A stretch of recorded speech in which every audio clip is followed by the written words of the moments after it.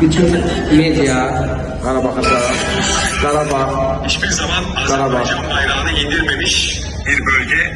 Buradan bütün Karabağ halkına kocaman sevgiler. Şöyle bir şey izledim. Karabağ savaş zamanında bile, savaş döneminde bile futbol takımı maç yapmaya gidiyor. Komutanlarına diyorlar ki ya biz artık maç yapmayalım. Maç falan yapmayalım, cepheye gidelim. Hayır diyorlar.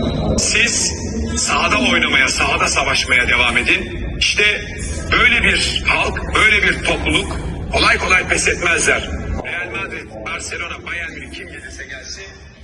Yani bugünler bütün dünya Qarabağdan danışır, günləri Chelsea oynuyor, dünya devi, İngiltere'nin en büyük klublarından biri olan Chelsea Azerbaycan'a gelir.